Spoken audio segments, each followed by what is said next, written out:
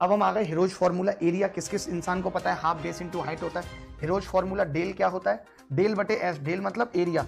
इन radius का formula हो, ये सारी चीजें जिन्हें नहीं पता, एक एक चीज जो काम की नहीं होगी मैं खुद काट दूंगा। इक्विलेटरल ट्रायंगल का पेरीमीटर, एरिया क्या होता है, स्मॉल आर क्या होती है, कैपिटल आर क्या होती है, आर आर का अनुपात कितना होता है, 2:1, सब कुछ याद होना। इसके बाद ये राइट एंगल ट्रायंगल है, इसकी पेरीमीटर क्या होती है, पाइथागोरस थ्योरम, एरिया कैसे निकलता है, कैपिटल आर स्मॉल आर, ये सब याद रखना है, ठीक है, इंपॉर्टेंट है।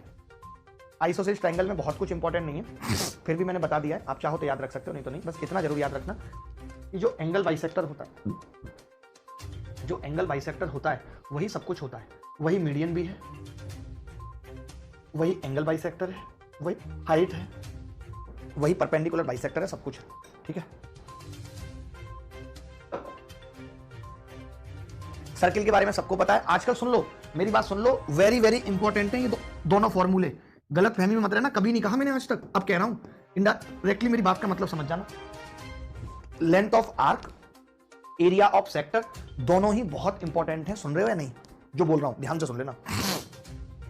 अलग अलग सेक्टर का एरिया अगर सम करता है तो हम एंगल का सम अगर 180 डिग्री है तो हम ये देख लेते हैं कि हाफ एरिया हो जाएगा, क्योंकि पूरा सर्किल 360 डिग्री होता है कि नहीं। स्क्वायर के अंदर पेरीमीटर क्या है, एरिया क्या है, डायगोनल क्या है, कैपिटल आर क्या है, स्मॉल आर क्या है, आर और आर का रेशियो क्या है, √2 रेशियो, ये बात क्लियर है, ठीक है। रेक्टेंगल के बारे में पेरीमीटर क्या है, क्षेत्रफल क्या है, डायगोनल क्या है। उसके बाद अगर इस तरीके से स्क्वायर बन रहा है तो उसकी भुजा क्या होगी, AB बटे A+B। और अगर इस तरीके से बन रहा है तो ये होगी भुजा। एक बात और याद रख लेना, इसका एरिया अगर S1 है, इसका S2, तो S1 बड़ा होता है S2। अगर मैक्सिमम एरिया के स्क्वायर की बात करेगा तो हम ऐसे बनाएंगे, ठीक है। रेगुलर हेक्सागन के बारे में दिया हुआ है, ठीक है। रेगुलर हेक्सागन या रेगुलर पॉलीगन क्या होता है, उसका एरिया क्या होता है। हमें मेन मतलब इससे n बराबर 3 3 6 वाले से मतलब है कि अगर हेक्सागन है तो उसका एरिया क्या होगा। तो आपको पता है हेक्सागन में 6 राइट एंगल को इक्विलेटरल ट्रायंगल बनते हैं, ये उसका एरिया। ट्रेपेजियम का एरिया कैसे निकलता है, इसमें एक ही लाइन काम की है, area of trapezium half A+B plus H into H, ठीक है। इसके बाद इसमें एक ही पॉइंट काम का है, मैं जितने भी पॉइंट काम किया उन सब पे लगा रहा हूं। D1² बराबर twice of A² plus B² parallelogram में। पैरेललोग्राम में सबसे इंपॉर्टेंट है जिन पे सवाल आएंगे, ठीक है। उसके बाद रोम्बस में सबसे इंपॉर्टेंट है area half product of the diagonal, यानी हाफ D1 D2, ये सबसे इंपॉर्टेंट है। और अगला सबसे इंपॉर्टेंट है D1² प्लस D2² बराबर 4A², D1² plus D2² plus 4A²।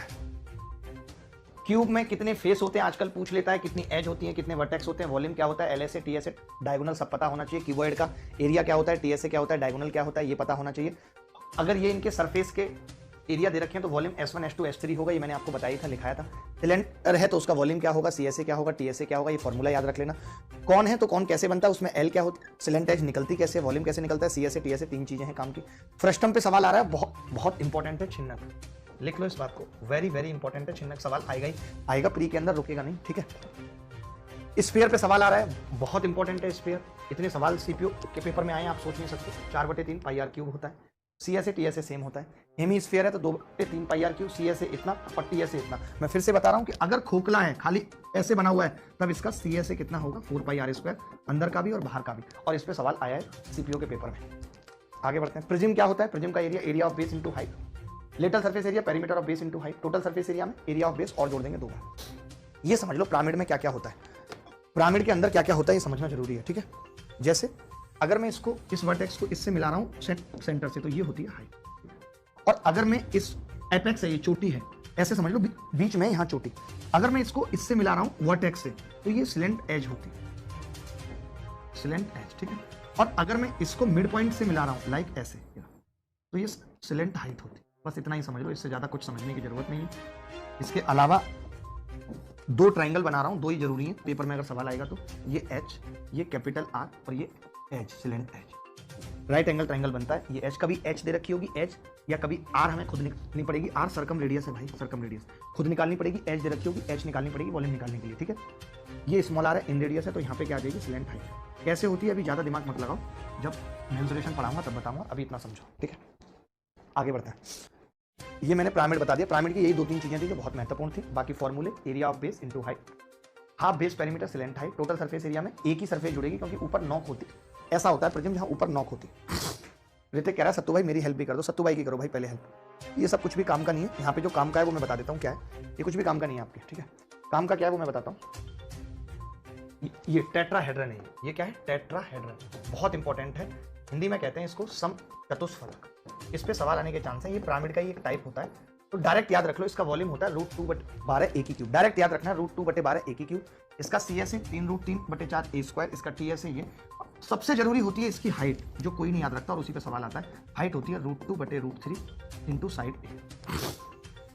Side ए, ठीक है। ये आप और कुछ नहीं याद रखना, यहाँ पे कुछ भी नहीं याद रखना जो मैं दिखा रहा हूँ, कुछ भी नहीं देखना, भी नहीं है एक तरफ, एकदम नहीं देखना है, ठीक है।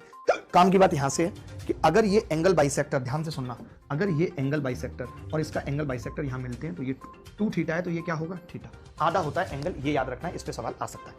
6800 लाइक हो गए, थैंक यू, ठीक है। इसके बाद आपको पता होना चाहिए कि अगर 2 भुजाएं दे रखी हैं तो एक एरिया कैसे निकलता है, हाफ AB sin C, यानी कि उन दोनों भुजाओं के बीच का कोण। आप डायरेक्ट भी इसको याद रख सकते हो कि ये x और ये y और ये थीटा, तो कितना आ जाएगा, डेल बराबर half XY sin theta. Tushar भाई को बोल के नीचे से शहद मंगवा लेना, नई बोतल होगी, बहुत ज़्यादा हिचकी आ रही है, बहुत मुश्किल हो रहा है बोलना, तुरंत मंगवाना, बोलना तुरंत अर्जेंट में ले आओ शहद। भाई ये याद रखना, ये मैंने बता दिया था, 3 साइड्स हैं, डेल बराबर RS बता दिया था, ये कैपिटल R का फॉर्मूला भी बता दिया है, कि R बराबर ABC/4 ये भी आप याद रख सकते, ठीक है।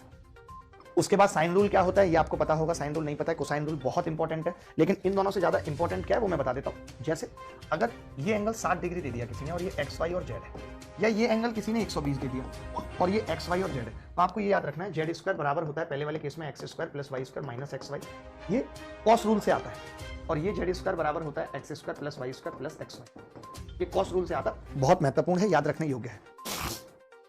पर अब मुझे डर नहीं किसी गुमराही का, हर रास्ता तुझ तक जाता है। सर्कम सेंटर, बहुत काम की चीजें जो याद रखनी है वो क्या क्या है, जैसे ये सर्कम सेंटर है भाई, अगर ये सर्कम सेंटर है तो आपसे सवाल क्या पूछा जा सकता है कि अगर ये थीटा है तो ये 2 थीटा होगा सर्कम सेंटर के केस में, अगर ये थीटा है तो ये 2 थीटा होगा सर्कम सेंटर के केस में, ठीक है। इतनी बात याद रखनी है और कुछ याद रखने की जरूरत नहीं, ठीक है। ये सब भी कुछ भी याद नहीं रखना। सेंट्रॉइड में बता चुका हूँ, बहुत अच्छे से बता चुका हूँ, मीडियन बहुत अच्छे से बता चुका हूँ, प्रॉपर्टीज ऑफ सेंट्रॉइड बता चुका हूँ, कैसे कैसे डिवाइड करती है, 1/12 वाली बात बता चुका हूँ, 3/1 वाली बात बता चुका हूँ, लेंथ ऑफ मीडियन बता चुका हूँ। ये वाले में केवल इतनी बात याद रखने की जरूरत है, ये भी मैं बता चुका हूँ, ये सब नहीं आएगा पेपर में, याद भूल जाओ। नापोलियन याद रखना है। इन सेंटर याद रख सकते हो कैसे, इन सेंटर में क्या होगा कि अगर ये एंगल थीटा है तो ये एंगल 90 + θ/2 होगा। इस पर डायरेक्ट सवाल पेपर में पूछा जा सकता है और पूछा जा रहा है डायरेक्ट, क्वेश्चन भी दिखा रहा हूँ, ये सब कुछ आपको मिलेगा भाई, सब कुछ आपको मिलेगा, ठीक है। डेफिनेशन लिखिए, प्रॉपर्टीज ऑफ इन सेंटर में ज्यादा दिमाग लगाने की जरूरत नहीं है, वही बात है जो याद रखनी है, R बराबर डेल/S, बस खत्म खेल, इससे ऊपर सवाल नहीं आएगा, ठीक है। एक और इंपॉर्टेंट बात है वो बता देता हूँ, वो ये थी भाई कि अगर ये एंगल बाइसेक्टर है ABC, B के सामने की भुजा B, C के सामने की C और A, और ये एंगल बाइसेक्टर है AD और I इसका इन सेंटर है I, तो हम ये कह सकते हैं कि याद रखना है AI/ID बराबर होता है B + C/A। क्या होता है, B + C/A। लगातार बोल रहा हूँ, रुका ही नहीं हूं आज, थक गया बोलते बोलते, रुका ही नहीं हूं आज। एंगल मैंने बताई दिया अभी आपको क्या होगा, ये याद नहीं रखना, कुछ भी याद नहीं रखना, कुछ भी नहीं याद रखना, कोई जरूरी नहीं है, ये आपको पहले से पता है, ये पहले से पता है। ऑर्थो सेंटर में ये बात याद रखनी है, क्या, अगर ये ऑर्थो सेंटर है, अगर किसी ने हमें कह दिया कि ये A और ये थीटा है और ये ऑर्थो सेंटर है B, C और O, तो ये क्या होगा, 180 - थीटा, 180 - थीटा होगा क्या, ऑर्थो सेंटर। इसको हम क्या कहते हैं, ऑर्थो सेंटर। थैंक गॉड, ये आपको पता है, ये मैंने यही लिखा है, एंगल BOC AOC AOB यही लिखा है मैंने, ठीक है। ऑर्थो सेंटर में एक और काम की बात क्या है, ये सबसे इंपॉर्टेंट है, इस पे सवाल आ सकता है कि अगर ये ऑर्थो सेंटर है और ये परपेंडिकुलर है तो इनका मल्टीप्लिकेशन आपस में बराबर होता है, OA OD OB OE OC OF आपस में क्या होते हैं, बराबर, ठीक है। चलो, एक्स सेंटर जरूरी है याद करना। एक्स सेंटर कैसे बनता है, आपको कभी बोलेगा नहीं सवाल में कि एक्स सेंटर है, वो क्या बोलेगा, AB को आगे बढ़ाया, AC को आगे बढ़ाया, इनके एक्सटीरियर एंगल का इंटरसेक्शन पॉइंट लिया, तो ये एक्स सेंटर होता है, जिसकी वैल्यू होती है 90 - A/2। इन सेंटर है तो प्लस होता है, क्योंकि अंदर है ताकत ज्यादा है, बाहर निकल गया ताकत कम, तो माइनस होता है, ठीक। ये आप याद रखो, इस पे सवाल नहीं आएगा। Isosceles triangle, 2 sides of are equal, then it's called isosceles triangle, ये बात हो चुकी है हमारी, ये हमने पढ़ा दिया। इक्विलैटरल ट्रायंगल की बातें बता दी सारी। प्रॉपर्टीज ऑफ क्वाड्रिलेटरल आप देख लो। प्रॉपर्टीज ऑफ क्वाड्रिलेटरल में केवल एक ही बात याद रखनी है, जिस पे अभी हाल फिलहाल सवाल आ रहा है, वो क्या है, ये एरिया क्या होता है, एरिया क्या होता है, एरिया बराबर और कुछ नहीं याद रखना, हाफ इस डायगोनल पे जो परपेंडिकुलर है H1 + H2 into diagonal BD, बस ये H2 नाम दे दो, H1 नाम दे दो, या फिर ये कि जो डायगोनल होते हैं और उनका बीच का कोण दिया हो, half D1 D2 into sine theta, half D1 D2 into sine theta, ठीक है। 7,000 लाइक्स हो गए। अब जैसे एक बात याद रखनी है कि अगर डायगोनल्स 90 पे कट कर रहे हैं तो ये भी इंपॉर्टेंट है, तो आमने सामने की भुजाओं का स्क्वायर बराबर होता है। अगर डायगोनल 90 पे कट कर रहे हैं तो क्या होता है, आमने सामने की भुजाओं का स्क्वायर बराबर होता है। अगर एक सर्किल टच कर रहा है, ये भी बात समझो, अगर सर्किल टच कर रहा है तो आमने सामने की भुजाओं का जोड़ बराबर होता है, आमने सामने की भुजाओं का जोड़ बराबर होता है। ठीक है, इसी में एक बात और लिख लेना कि अगर ये सर्किल का सेंटर है, अगर ये सर्किल का सेंटर है O, तो ये लिख लेना AOB प्लस COD या AOD प्लस BOC बराबर 180 डिग्री होगा। ये और लिख लेना, इतनी सी बात और लिख लेना। ठीक है, ईच एंगल 90 डिग्री होता है। ये मैंने रेक्टेंगल के बारे में दिया हुआ है, जहां काम की बात आ जाएगी वहां बता दूंगा। ये बाकी पढ़ लेना, पढ़ने के लिए और कुछ इसमें काम का नहीं है। ठीक है, ये सब कुछ पढ़ने के लिए, जहां काम का होगा वो ये है। वहां मैं इंपॉर्टेंट लिखूंगा तो वहां पढ़ना है। Very very important. क्या है वेरी वेरी इंपॉर्टेंट, कि अगर P कहीं भी एक पॉइंट है, चाहे वो बाहर है, P अंदर भी हो सकता है, यहां भी हो सकता है, P बाहर भी हो सकता है, तो PA स्क्वायर PC स्क्वायर बराबर होता है PB square plus PD square के बराबर होता है। ठीक है, इसके बाद अगर P कहीं पे भी एक पॉइंट है, ये भी बहुत इंपॉर्टेंट है, P कहीं पे भी एक पॉइंट है तो APB का एरिया हाफ ऑफ ABCD होता है। और ये सब में होता है, ये रेक्टेंगल में भी होता है, ये स्क्वायर में भी होता है, ये रोम्बस में भी होता है, ये पैरेललोग्राम में भी होता है, चारों में ये होता है। ठीक है, सब में होता है ये। ठीक है, डन। आगे बढ़ते हैं। ये स्क्वायर के बारे में है, एरिया वगैरह, ये डायगोनल के बारे में है स्क्वायर के, ये सर्कम सर्किल इन सर्किल दोनों ही पॉसिबल होते हैं, दोनों के बारे में, इनकी रेडियस इन रेडियस के बारे में। इसमें भी P कहीं पर है तो भी लगेगा, मैंने बताया कि दोनों जगह लगेगा, सेम रूल है। एक वर्ग की अगर भुजाओं के मिड पॉइंट को मिलाएं तो वो वर्ग ही बनता है। ये मैं ऐसे लिखा देता हूँ, यहाँ पे मैंने लिखा दिया क्वाड्रिलेटरल, और यहाँ पे quadrilateral by mid point. Mid point को मिला के जो बन रहा है वो कौन सा बनेगा। ठीक है, तो अगर नॉर्मल क्वाड्रिलेटरल है, नॉर्मल क्वाड्रिलेटरल है, तब बनेगा पैरेललोग्राम, मिड पॉइंट को मिलाओगे। अगर स्क्वायर है तो स्क्वायर ही बनेगा, S से S। अगर रेक्टेंगल है R4 तो रोम्बस बनेगा, और रोम्बस के ले रहे हो RS तो रेक्टेंगल बनेगा। RR वाले एक साथ, SS वाले एक साथ। अगर पैरेललोग्राम ले रहे हो तो पैरेललोग्राम ही बनेगा। बहुत आसान है याद रख पाना इसको। ठीक है, ये वाली चीज याद रख लेना, AB पैरेलल है BC के, ये सब छोटी छोटी सी चीजें मैंने आपको बता दिया। पीछे जो काम का था, वो यही है। इस पे सवाल आया तो हर बच्चा नहीं कर पाएगा। भुजाओं के स्क्वायर के सम का 2 गुना डायगोनल के स्क्वायर के बराबर होता है। P एनीवेयर कहीं भी हर जगह लगेगा, पहले ही बताया आपको। ये वाली बात बता चुका हूँ, ये वाली बात बता चुका हूँ। ये सबसे इंपॉर्टेंट है, हाफ D1 D2 एरिया होता है रोम्बस का, रोम्बस है ये, और रोम्बस में D1 square plus D2 square बराबर 4A स्क्वायर। अभी पीछे भी बताया था। ठीक है, क्योंकि थीटा 90 होता है। P एनीवेयर इसमें भी चलेगा, मध्य बिंदुओं को मिलाने पर रेक्टेंगल बनेगा, ये बता चुका हूँ, ये बता चुका हूँ। ये ट्रेपेजियम के अंदर है, सबसे काम की बात ये है ट्रेपेजियम के अंदर। इस पे भी सवाल अगर पूछा गया तो हर कोई नहीं कर पाएगा कि डायगोनल के स्क्वायर का सम, जो साइड नॉन पैरेलल है उनका स्क्वायर और जो पैरेलल है वो मल्टीप्लाई में आ जाएंगे, क्योंकि AB पैरेलल CD होता है। इसकी 2-3 बातें हैं जो बहुत महत्वपूर्ण है, वो बता रहा हूँ, जिस पे सवाल पूछा जाएगा। वो एक तो ये MN, अगर M मिड पॉइंट है तो हाफ AB प्लस CD होता है, इसको मिड पॉइंट सेगमेंट कहते हैं, मध्य बिंदु रेखाखंड।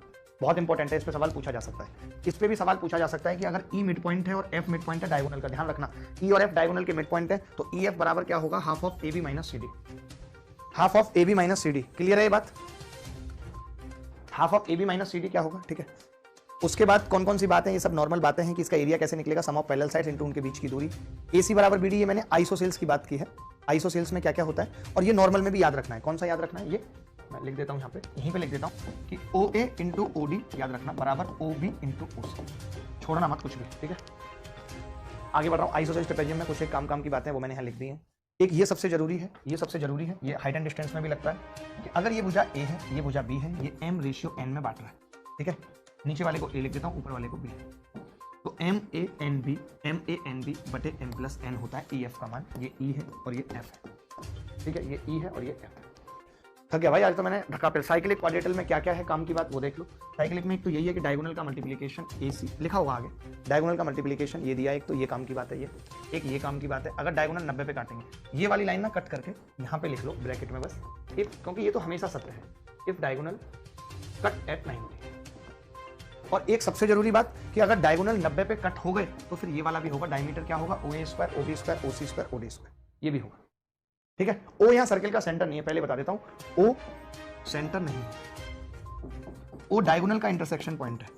डायगोनल जहां पे भी काटे, डायगोनल का इंटरसेक्शन पॉइंट, इंटरसेक्शन। ठीक है, क्लियर है बात। ये थीटा है तो ये 2 थीटा होता है, एंगल इन सेम सेगमेंट बराबर होते हैं। अगर ये 180 है तो 90 होगा, angle in semi circle 90 degree होता है। ये अल्टरनेट सेगमेंट थ्योरम, ये थीटा है तो ये भी थीटा थीटा होंगे, ये पता होना चाहिए। अगर ये कॉर्ड ऐसे कट कर रही है तो PA PB बराबर PC PD होता है। अगर ये बाहर निकल गया तो भी PA PB PC PD के बराबर होता है।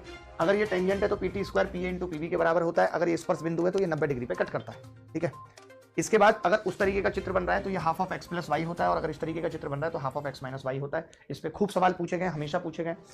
ये डायरेक्ट कॉमन टेंजेंट का फॉर्मूला है, डीसीटी, इस पे सवाल आएगा ही आएगा, वेरी वेरी इंपॉर्टेंट है, डायरेक्ट फॉर्मूला याद कर लेना और कुछ नहीं। ये तिर्यक टेंजेंट है जिसपे सवाल आना ही आना है, सेंटर के बीच की दूरी डी दे रखी है। ये दोनों सर्किल अगर टच करेंगे तो क्या होगा वो दिया हुआ है। ये एक छोटी सी प्रॉपर्टी है जो इंपॉर्टेंट है।